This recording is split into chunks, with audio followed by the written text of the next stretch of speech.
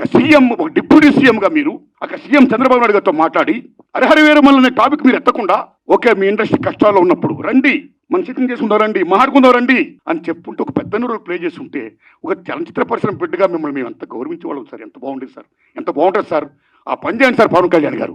ఎందుకంటే percentage system వల్ల industry ఇవాళ చాలా మేలు జరుగుతుందండి. పర్సెంటేజ్ సిస్టమ్ లేకపోవడం వల్ల ఇండస్ట్రీ సగటు నిర్మాత మొత్తం కొలాప్స్ అయిపోతున్నారండి ఇవాళ. మీరు నమ్మండి sir. Why? Because all malls, PVRs మొత్తం ఇలాంటివన్నీ వచ్చేసిన తర్వాత సింగిల్ థియేటర్స్ ఇవాళ ఉనికి లేకుండా పోతుందండి.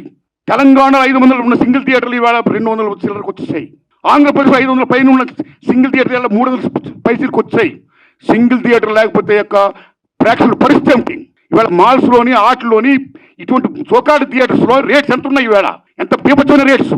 ఆడికి వెళ్ళి ఏదైనా పాప్కార్న్ తింటేనే 500 రూపాయల, డ్రింక్ 200 రూపాయల, టికెట్ మొత్తం 200, 300 ఇలాగ అనుకుంటే సగటు ప్రేక్షకుడు ఎక్కడ సినిమా చూడగలుగుతాడు?